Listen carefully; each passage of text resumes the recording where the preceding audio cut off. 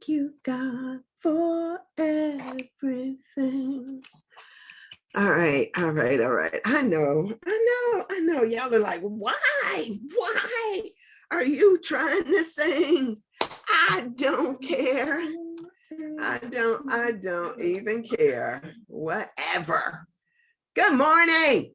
Good morning. I am thrilled to be here. Happy Tuesday. It is the day after, of course,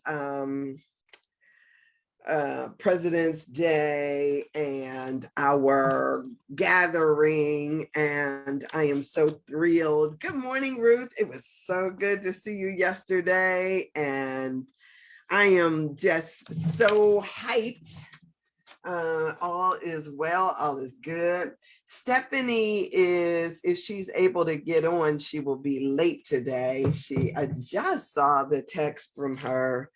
And sending prayers and blessings all down her path, because she's got so much going on at the moment. And but we know that all is well, all is good, that this too, whatever it is, this too shall pass. And so I'm so grateful for you being here, and I'm grateful for her as she makes her way here, and just blessings. So let me tell y'all.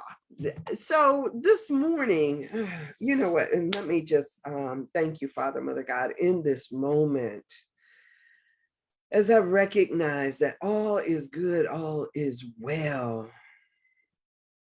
We thank you that your energy is present wherever needed, knowing that there is no lack, no limitation, nothing outside of your possibility.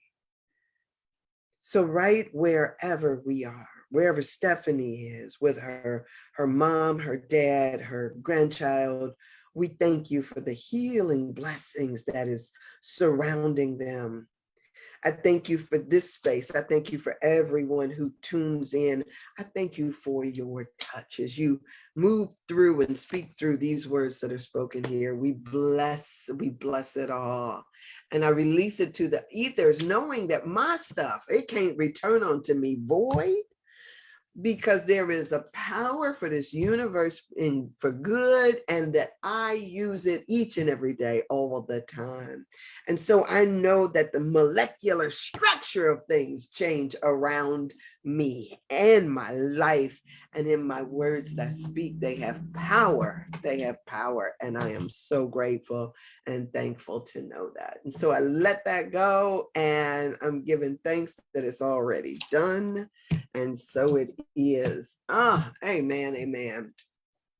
I'm gonna be doing this thing like stop and pray, right? I know that may get on some folks' nerves, but whatever. I'm going, this is a new day. It's a new day. That feels good to just rock. Anyway, so I'm grateful. So let me tell you, this morning, and there's so much stuff that came up for me this morning as I was doing my writing. And in my writing, I was writing about, like a lot of times most of the time, we're just doing who we are. I'll say it like that. We just doing our normal. And that our normal seems to be like, for others, like looking like, oh, wow, they have this anticipation that it's like, wow, whatever that may be. That is some people's normal. Some people sit down to take a test, and without even studying, without even trying, sometimes it is like, just ace that, just go on, when it is time. I'm taking this way back, right? Or we could talk about it present day, like way back in the day, when you go to play, you go to play sports and you got to divide up into teams, and you just know automatically that you're not going to be the last person chosen. Maybe maybe not be the first person chosen, but not the last, right? And so there's some solace in that. And when you go to play cards, right? I don't know if you play cards or not, but you go to play cards, and who wants you on their team? That becomes the question, whether you're playing cards or Trivial Pursuit. Who is it that says, I want this person on my team? Or I don't know if you guys have ever been to one of those what do they call them, the lock houses or escape houses, right? I don't know if you've ever been to one of those, but even in the escape house, like, who wants you on their team?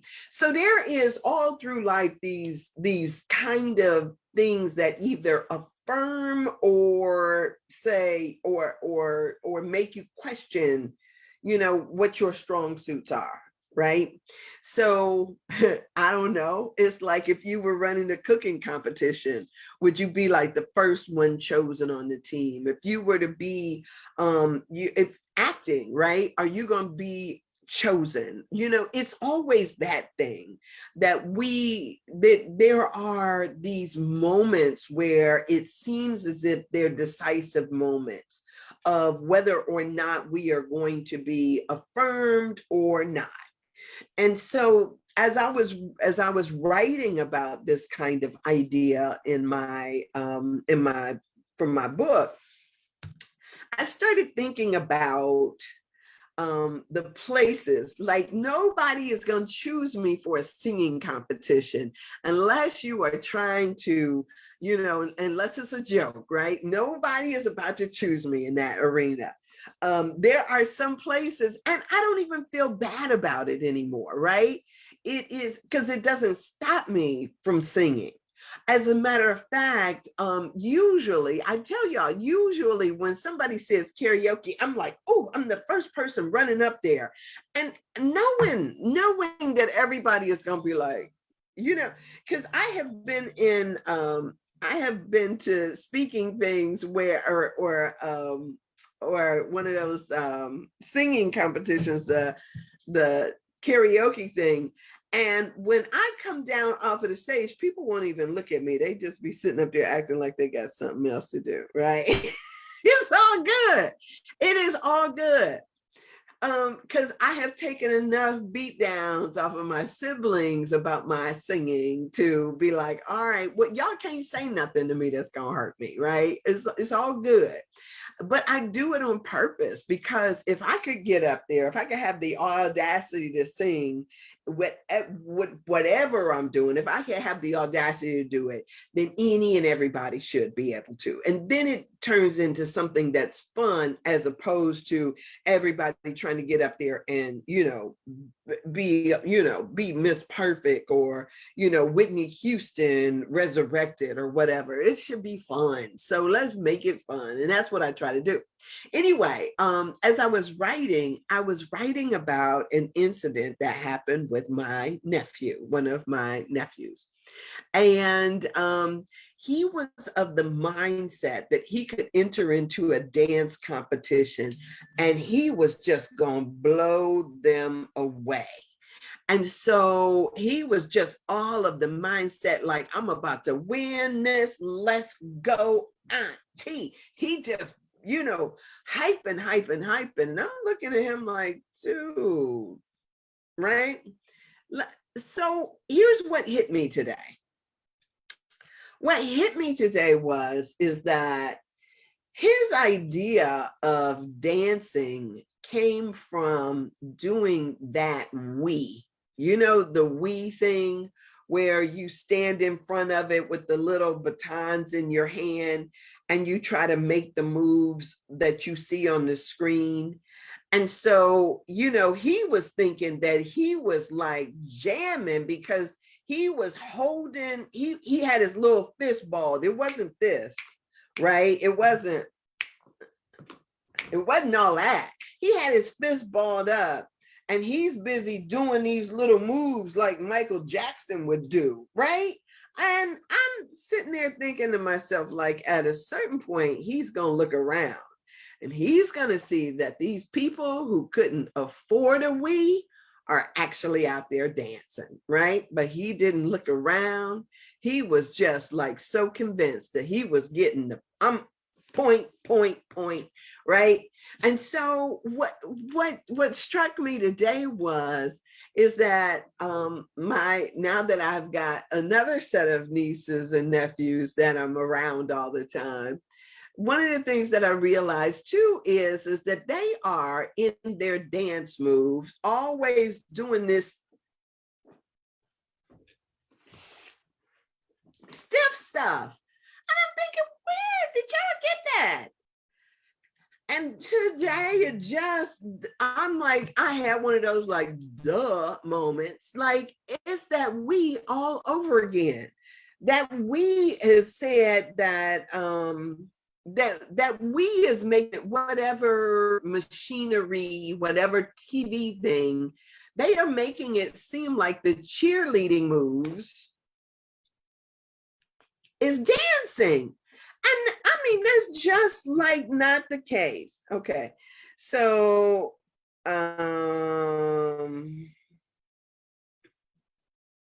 okay. So,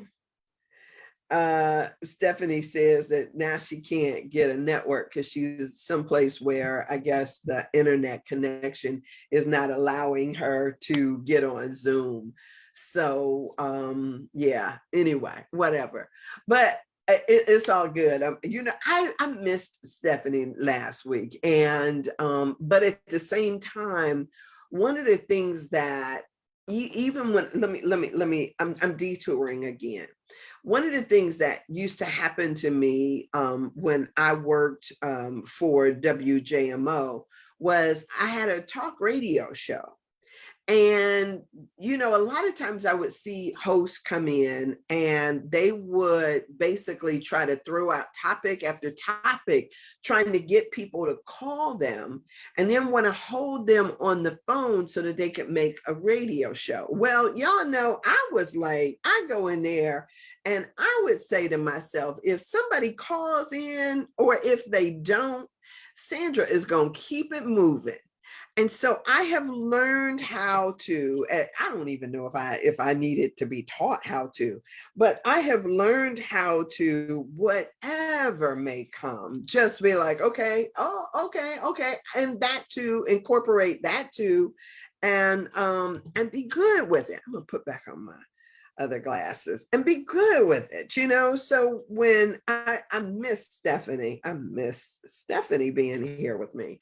But whatever, we gonna make it do what it do, baby. Right? We gonna make it do what it do. So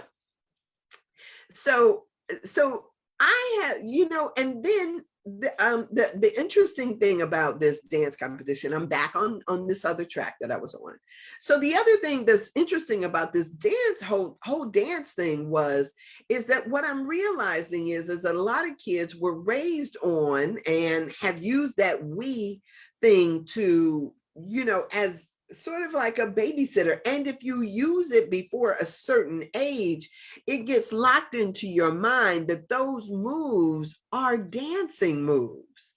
And so even though like when my family and I get together, we'll line dance, it's your birthday, we start doing all kind of dancing and stuff. And my nieces and nephews be sitting up there looking at us like, that ain't dancing. This is dancing. I'm like, that is not dancing. That is weeing, right? And so what's really happening is that we have had the gaming industry begin to tell our kids by giving them points and making it seem like they've scored high and all of this stuff, that this stiff stuff that means that I got to hit this point, that point, this point, right? It's making it seem like this new moving hand movement stuff is dancing, when we still got to shake a tail feather, right? So I don't know if we're gonna say, oh, that generation is just gonna be the generation that don't know how to shake a tail feather, or if at some point we're gonna get them to catch up with the fact that, you know, that we in our community move our whole bodies in dance, right? Not just the arm movements, not just this little stuff, but now we got to figure out how to get them back on track with moving their body. Um, so it was like an epiphany for me this morning. I don't know why I hadn't connected this new style of stuff with the video games. So now that I have, maybe I need to make up a video game and put some little sensors on they hips and get them to move, twist, all of that stuff, because this is a full body experience. So now, having said that, the stuff that kids see up until a certain age is imprinted on their mind. They say that children before the age of 6 or 7 are in this state of suggestibility, so that everything they see becomes imprinted as if it is gospel, right? As if it is, like I've been talking about that amen stuff. It becomes the temple of their familiar. And so since that is their familiar, that was what they revert to. And so if we are not mindful about what it is that our kids are receiving at those early ages, it could be totally bypassing the family structure that is supposed to be speaking to them in exchange for this video world structure that is actually speaking to them. And so if they are being hypnotized, here's the interesting thing too. If you can look at some of those video games and the pace of them, the things that are going on in them, you can see where they are subtly, it's not even subtle, it's programming at its best. And so whether it is the repetition of the lights, the strobing stuff, there is a lot more going on there than meets the eye. And kids will basically act like they gotta have their fix every single day. So we have, we gotta wrestle this back, right? We gotta figure out how to wrestle it back, because it is a drug. It is like a drug that people need to partake of. And so we gotta be mindful about this stuff. Mindful. And I know it seems like this is some of this stuff is a good babysitter or a good substitute, so that you get a break or you don't have to be bothered. This stuff ain't easy. This, that whole piece is not an easy piece. And so we got to make sure that we are offsetting some of the messages that are being communicated, because we have to be intentional. All right. So now so I'm going to, my intent was today that Stephanie and I would kind of backtrack through some of the stuff that I had covered. But since she is not here today, what I'm going to do is I'm going to push forward, because this next section is, it's an okay section. It's not very dense as far as material is concerned, but I will go ahead and cover some of this stuff. And then if we still need to backtrack through some of the family stuff, then we can, because I love getting because sometimes what we have to do is recognize that there is so much diversity in how all of us are being raised and what we were exposed to. And so when we have that type of diversity, especially just between Stephanie and I, Stephanie was raised in an interesting um, family, just like Ruth was raised in a very interesting family. She talked about how one person was Jewish and the other one is Muslim, Jewish, Christian, New Thought, all of these, all in the same kind of area. And so when you have the diversity of thought, getting into that, understanding, looking at this from a different perspective is sometimes what we do, right? But what I also recognize is that for most of my life, I was raised Baptist. So, my early formative years was all about Baptist stuff. But even in that, I will say, even as a kid, I used to question things. I used to say, because my version of what I was being told love didn't look like love to me. Right? If love is something that hurts or constricts, or saying that what you do naturally is not good enough, it doesn't feel like love to me. Love to me is also acceptance. And so it is, how do we reconcile what it is that we feel in our hearts with what we're being told from a pulpit? And so I have never, when I tell people that I have never been a person who follows hook, line, and sinker anything. I am not. I question everything. It's just the nature of who I am. And so even as I read material like this, I still roll it over in my mind and not necessarily accept everything that I read as the gospel truth. How does this fit? If it fits, I can keep it. But if it does not, I'm going to pull it out and toss it away. And the part of the issue is there are very, sometimes we get the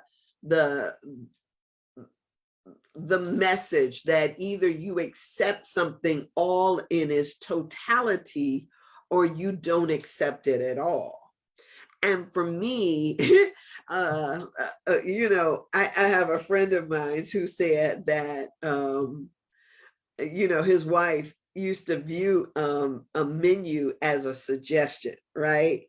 So he said that she would go in there and she would look at the menu and she would look at all the different things that they had to offer and then turn around and resuggest something else. Well, I want the chicken, but I don't want it with the mashed potatoes. I need you to give it to me this kind of way. And then can you prepare this? And I want the seasoning that you put on this dish, on that dish, on this new one that she's making up.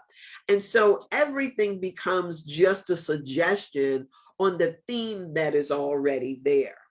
And so for me, I have also approached a lot of the teachings that I see as that. Let me see what is in here that fits, and you are not going to force me to take it all hook, line, and sinker, because that's not the way that the world works. Right? Is simply not the way that the world works. We may take it and sometimes you go into a school of thought, whether you go into a church or whether you go into an educational system or you go any place in life, there is this idea that we need to accept everything that, say, for instance, everything that Darwin said. To the exclusion of what Newton said, or to the exclusion of, and so it's not the way that the world works, right? And so it becomes this thing about let me measure this through the standard of my own understanding and my own heart. And just like somebody else made this up, because trust me, when you read the Bible has been edited by King James, or it's been new thought version of, or it has, an updated version of something else. Each and every one of these has gone through the lens of somebody else's, interpretation, somebody else's thinking, and there is nothing that you receive that is unadulterated. I'm sorry.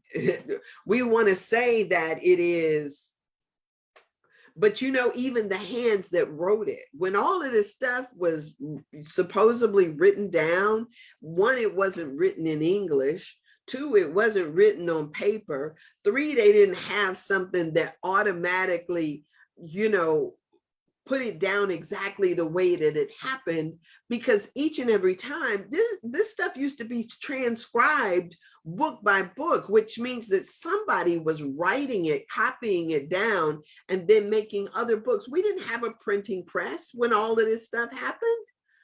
I mean, as a matter of fact, so sometimes we have to come into this thing with the full awareness that there is like other influences that has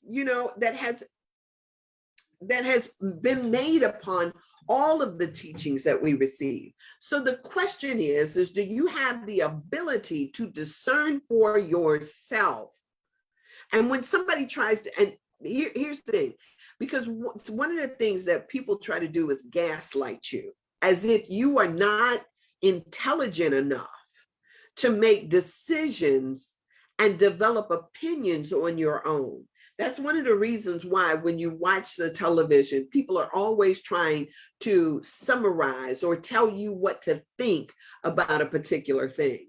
And so then everybody gets into alignment with whatever we've been told to think. These things have been, this is carefully planned out in how to get you to think along a particular line. And so even as I'm reading this stuff, I am filtering it through the lens of my own experience, because if you don't, you're missing out on so much stuff. I tell you, I just finished reading a really, really good book that I got off of, I don't know if it was a bestseller list or something that people were raving about. And as I read the book, was really interesting because, I'm really filtering this through the process of my own thinking. Like, let me think about what I think about this. So not taking it as historical facts, but rather somebody's version or story about the story that has come to them. One of the things that, unless you're a writer, you don't always recognize that sometimes a book, we pick up a book and we have this idea that this book just comes to a writer and then the writer publishes, just their thoughts. But the wonderful thing, just like I do here, I work on and cultivate this ability to bring in things that I may hear in the course of my talking to you. So for writers, what I have said is that sometimes people are writing and sometimes they're taking dictation. And the process, even though the process looks to be the same, the process is not always the same. We have the notion that if I start writing a story, once upon a time, right? If I start writing a story, that I am making the story up, rather than hearing in my ear, I got a character named Gertrude. And Gertrude has this particular thing. Gertrude looks like that. And almost as if the person Gertrude forms herself in front of you and then begins to have a dialogue or begins to take on a life all her own once you have breathed life, because you have that ability too. Once you have inspirited her, once you have breathed life into that character, then that character then has a life. It takes on something. Now, we could be writing to give information, or writing to make you reflect on who you are. There is so many reasons why we breathe life into stories. And once that life is breathed into a story, then how does that impact and touch you? Because none of this stuff happens by accident. If you can imagine that for a minute, that none of this happens by an accident, and everything that you listen to, everything that you are exposed to is there for your highest and best good. And so when I meet a character in a book, right? When you encounter somebody, what is it that they are like activating within you? And this is so, I don't know how this falls on you, but it's so deep for me, because one of the things that I know is say, for instance, everything has a reason. So even like Ruth's name, right? There is a book of Ruth in the Bible. What is it that Ruth was to do? What is Ruth's calling? What is it that she showed you? Not, and it's sometimes it is our lives resonate with the energy that is around what we know. What was Noah's calling, right? What did Noah do? And this guy, Yuval Noah Harari, when he wrote Sapiens, Noah in the Bible, he was to build this boat, the ark. And the ark was, supposed to carry all of these animals and all of these people and save them from the great flood. Well, when you read this book here, when I read this book here with this guy in Noah being right in his name, if I am reading this and I am not of the awareness that Noah builds arks, right? This is what Noah does. And so does this book come into or fall into alignment with the ark that was Noah's back then? And was this man compelled to write the book, right? And so a lot of times we, when we just look at stuff through the lens of our own thinking, without necessarily looking that there is a vibrational essence that goes with stuff, right? So if I talk about my name, Sandra Bishop, right? If I talk about the name of Sandra means helper of people. Bishop is, well, we know what a bishop is. It is a religious order. It is, is part of a court, whether we want to talk about it in religious standards or whether we want to talk about it in a court as it relates to royalty, whatever. A bishop has a particular position. And so am I resonating to something that has already been formed? Or is it that I am just like creating this as I go? So all of this stuff, there is an inspiration that is behind all of the things, whether it is our calling, whether it is the thing that we have chosen, all of it has significance and has meaning. And so even within this family structure stuff that we are talking about here, we are talking about not only that the family has a particular resonance. A family has something that they are doing or to do.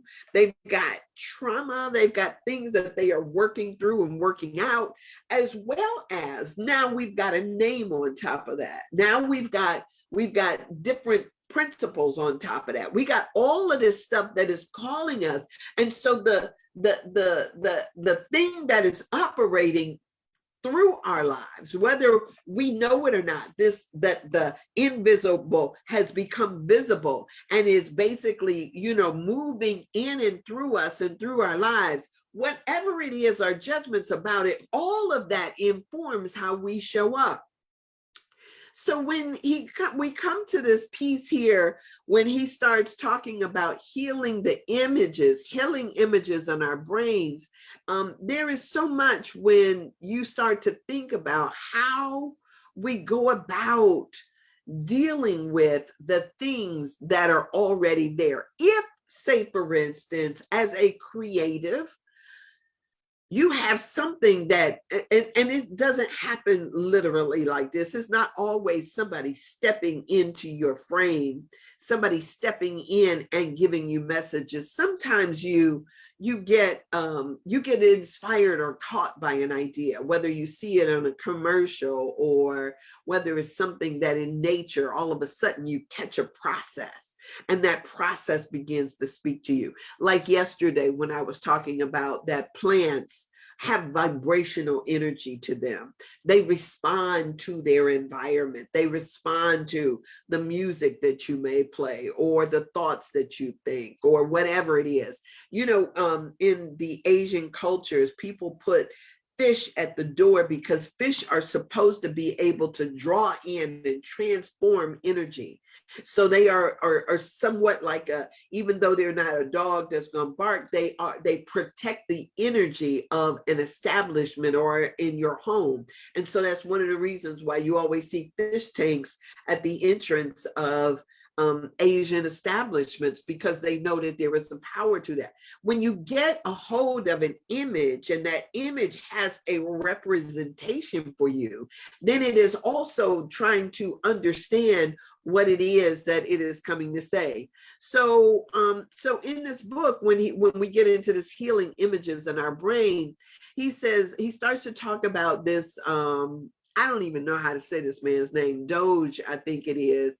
In his book, it says the breakthrough book, The Brain That Changes Itself. He writes this, he says, psychotherapy is often about turning our ghost into ancestors, right? Now, so get this. Sometimes we think that, what is it that's vexing you, right? What is it that's vexing you? Are you having dreams of being chased by a bear? Or are you having dreams of something else showing up in your life? Do you feel compelled? Are you scared all the time? Do you have anxiety around a particular thing?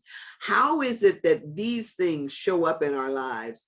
And he's saying, if we are looking at it differently, how can we see this as a part of our ancestral line? Just yesterday, I had this dream when I woke up. I woke up and I fell back to sleep.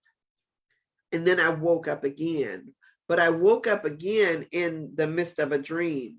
And in the midst of the dream, my brother, the one that passed, was out on my porch.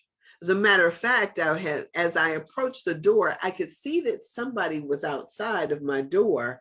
And I'm thinking to myself, who is it? Now, I have security doors on my house. And so, I kind of trust that they do what they're supposed to do, which is keep me secure. But even as I approach the door with this sense of, I can see somebody is out there because I can see a shadow, I can see movement. So I know that there's somebody outside of my door. So I approached it with caution. As I approach the door with caution and I look, my brother stands up. This is the one that passed. He stands up and he's looking he's looking like his true self, his healthy self, right? And he gives me this big smile and says, "What's up, Sam?" Right? Which is, and it was just like one of those things, like the sun comes out, it's like beautiful, beautiful, beautiful day, beautiful type of thing. But sometimes these things act as ghosts in our lives, right? Sometimes we are haunted by memories. Sometimes that haunting looks like the things we didn't say, or the things that we didn't do, or all of these other things. We feel somehow, and sometimes these are not even, we don't even relate them to people. Sometimes it's, oh, excuse me. Sometimes it's we're relating in a different way. So psychotherapy is often about turning our ghosts into ancestors. By identifying the source of our generational trauma, he suggests that our ghosts can go from haunting us to simply becoming a part of our history. Now, if you think about the haunting in a sense of being haunted, like I talked about my grandmother, and how my grandmother was having a bad experience with the man that she had chosen as her husband. He was constantly cheating. He was constantly planting his seeds in other people's gardens, right? And so when you think about that and that might have contributed to her eventual demise, her early death, right? Then what I deal with in my life, what my relationship to men could have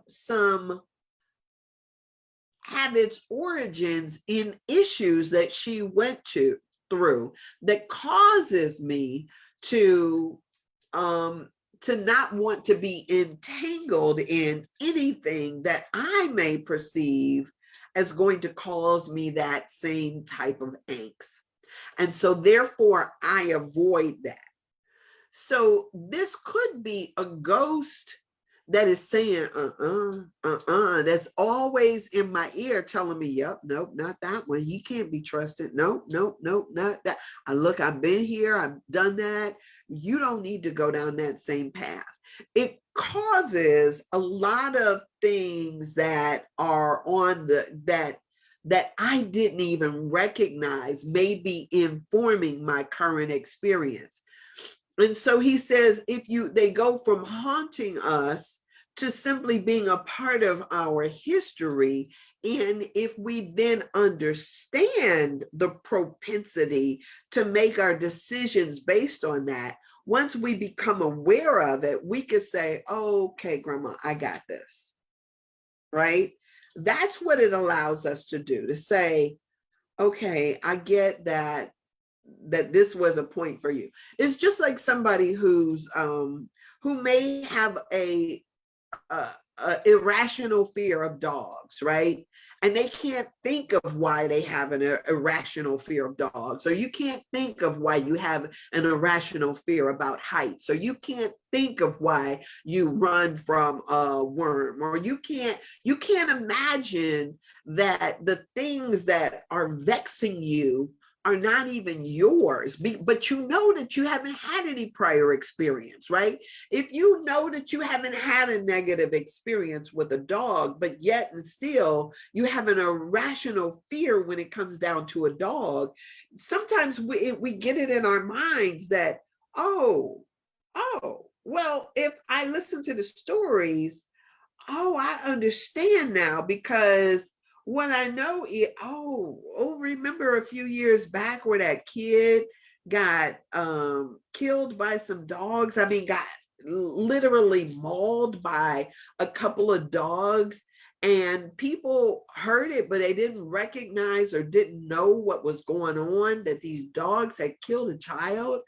And then all the people who may have heard that and not responded, or even the child itself, then how does that inform the family going forward? How does that inform everybody who was up close and personal, or even the secondary trauma to something like that? You've read it, and then that becomes a part of who you are, part of your DNA. That trauma passed on to your children, unbeknownst to you, has some resonance. And then there's this irrational fear of dogs in your family line. All of that. But once you recognize that, oh, that happened then, and it happened in this way, once you incorporate that awareness into your thinking, then you can begin to work to offset it. But what you don't know, you can't deal with. What you don't bring to the surface, you can never address. And so it's all about trying to figure out what's behind this. So whatever the case may be, sometimes even when I first started talking about this, I was talking about it in terms of the competitive part of it, right? If you have never, sometimes we have never been chosen first. Sometimes we have never had a good experience. It's amazing to you the people that will rush forward to enter a competition, whether it's singing or a swimsuit competition. And the funny thing is, when I was younger, I would go to these parties and they were always having like some kind of competition. And I am not one that gets into competitions. It's not in my nature to do that, right? I do stuff for fun, but I'm not competitive at all like that. But it was always interesting to me because women would get in these swimsuit competitions. And the people who get in them, you looking at them like, really? Like, okay. Okay. And then I have people coming over to me saying, well, why don't you get in the competition? Like, yeah, no. No. And even that, what informs those decisions? What informs the decision for the people who get in them and then the people who stay out of them, right? What is it in that background? What is it? What have they heard? What have they learned? What have they thought about? And are these ghosts of our past, or is this our present?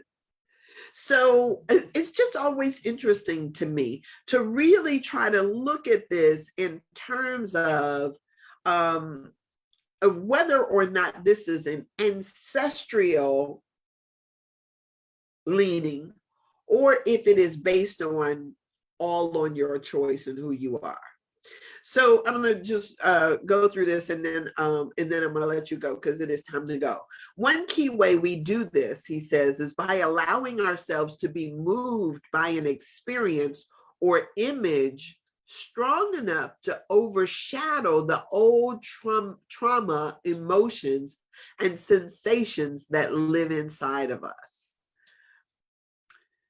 By allowing ourselves to be moved by an experience or image strong enough to overshadow the trauma, emotional, and sensations that live inside of us. So, oh my goodness. So what's strong enough to overshadow your resistance to a particular thing? Right? What is it that's strong enough to then come out front?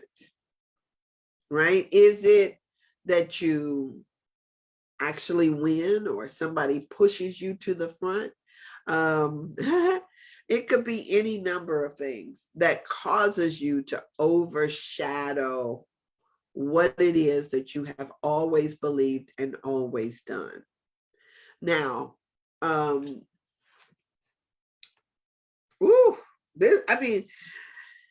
could take this from so many different ways, right?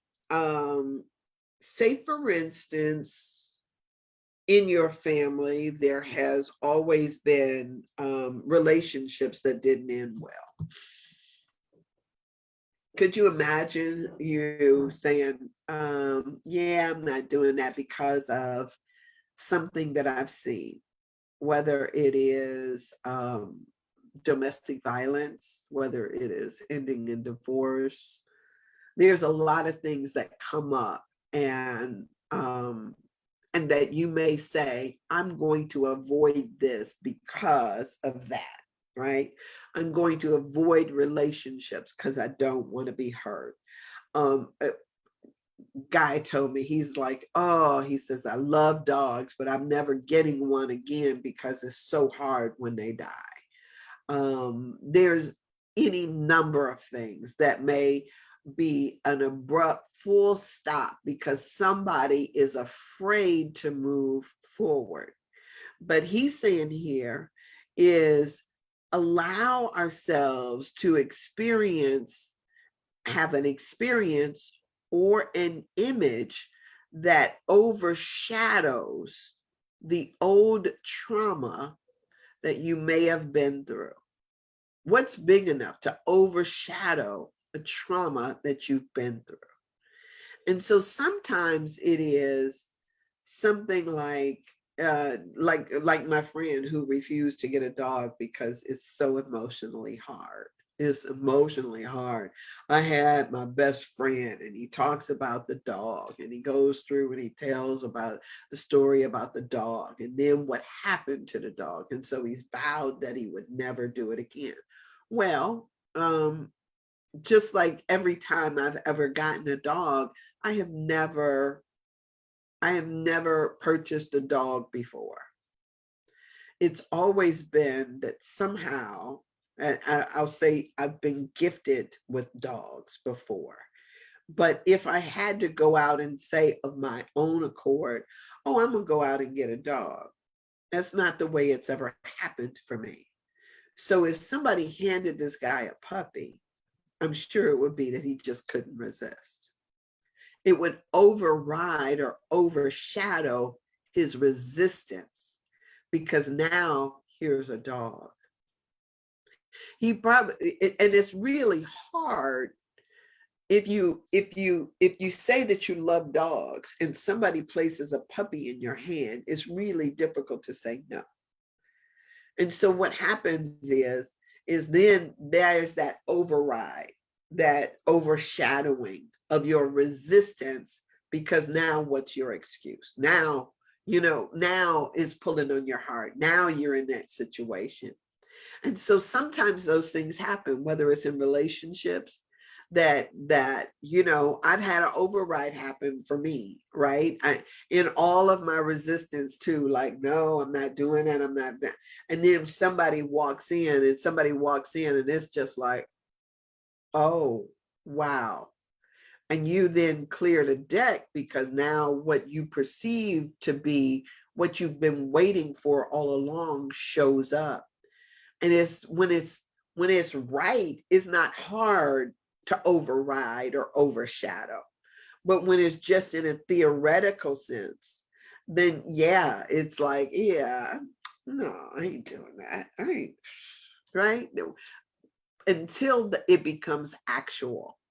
When the rubber hits the road, then all of a sudden, all your resistances seem to fall away. So when it is something that is in that regard, what is it that you can find? What image or what experience can cause an override in your life? And think about the things that you want to change, right? Because sometimes it is, we know the things that we want to change, and it's just like nothing has ever happened that made us change. But then when something does, what moves you? And finding that sometimes is finding our key. Sometimes it is just being open to the experience that causes you to key into the experience. Anyway, we'll talk about this. We'll talk about this and more tomorrow. Hopefully, Stephanie will be back. Whatever the case may be, you and I are here So thank you for being here. I appreciate this. Ooh, I appreciate this. I want to talk a little bit more about this imagery because, you know, I have had my override moments. I have had just like me getting in the ministry. I tell y'all all the time about how I was so resistant, like, oh no, I'm not doing that. Yeah, I was there. I was like, you what? What? I was so like not going down that path because I was like saying, I'm not that. I'm not doing that because I had all these ideas about what other people would think about me if I was to say, because I done had some stuff, y'all. Y'all see, I am having a life. I am having an amazing, wonderful life and not sitting up tripping over what people think about what I do. I had somebody that you might have seen it in my line where somebody says to me, "Oh, you call yourself a minister and you do. Oh, you call yourself a minister and you say, and you call." And I'm like thinking to myself, I am so done with trying to live out other people's expectations of me. Yeah, so I had to have an override, right? I had to have an image that came up in front of the image that said that I had to be concerned about what other people thought about me. I had an override, something that overshadowed that. And that overshadowing means getting clear about what your calling is, getting clear about what it is to you to do, not what Reverend so and so does, or Archbishop this does, or or what the Pope does, or what the imam does. I'm not even concerned about what other people do. I'm doing what I'm supposed to be doing. And we all have to just show up and do what it is that we are directed or inspired to do, not trying to keep up with nobody else, right? That has been overshadowed. Anyway, I thank you so much for being here. Yes, thank you so much for being here. I started taking this allergy medicine because I was sneezing way too much. And now I'm congested again. It's like, oh, what's that about? So I'm going to address that. And yeah, I'll see you guys tomorrow. God willing, in the creek don't.